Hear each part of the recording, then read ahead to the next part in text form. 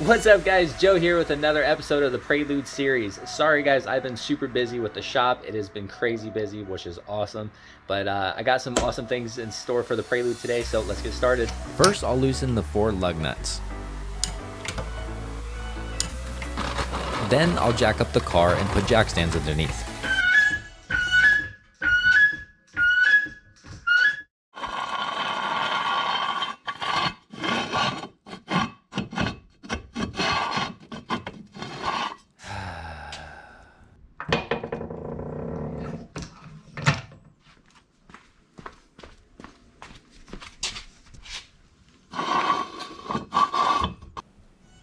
Alright, back to installing the drop forks. I'll take the 14mm bolt holding the coil in first.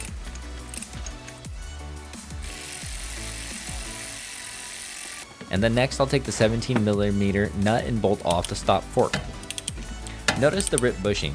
Stay tuned and subscribe to see us refreshen and install the Energy Suspension Master Bushing Kit for the Prelude in a future video. Alright, next I'll wiggle out the old fork.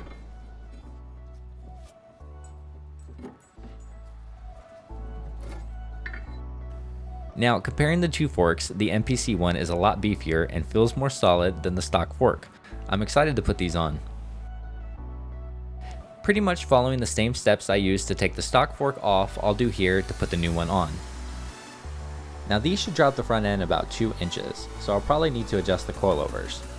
But man, anyone else a fan of the CNC machine parts? Man, I just love the way they look. I'll use the jack to help me line everything up.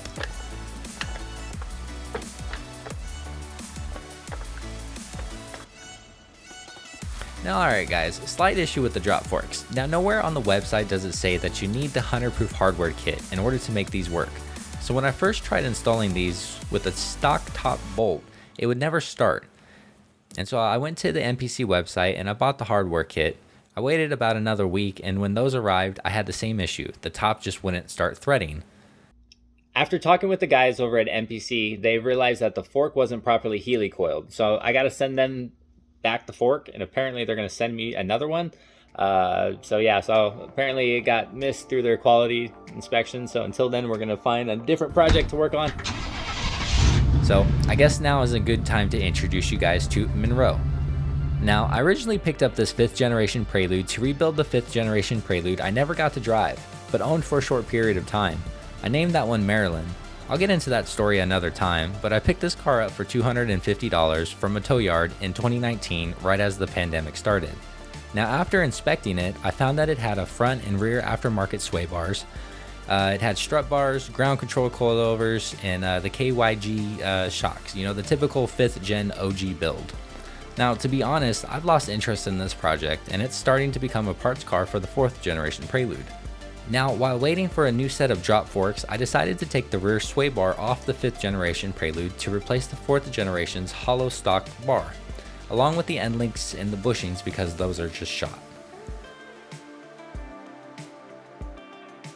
Now, to remove the stock bar, I sprayed down the 14mm bolts here, holding the end links in. And there's 2 12mm bolts back here holding the sway bar in, and everything will come out as one piece. After removing all the bolts, you can angle out the old sway bar. I'll reinstall the new bushings, and then I'll kind of reinstall it the same way I took it out. Now, the new forks came in around the same time, and I've installed them along with some other suspension components that you'll see in a future video, but for right now, I'll give you guys a sneak peek of what she looks like.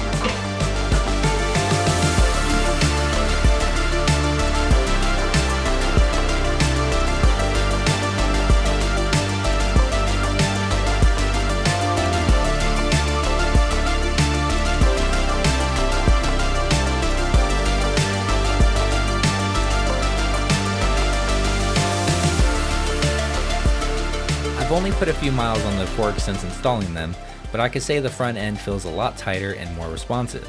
I'm overall happy with the height. I don't rub in full turn lock, so everything is functional at the moment. I'm going to be putting a few hundred miles on the forks before I really talk about them. I've been super busy with the shop lately and haven't had much time for Prelude stuff, but I've started on some interior upgrades I can't wait to share with you guys. So stay tuned for that for the next episode of the Prelude series. Thanks for watching.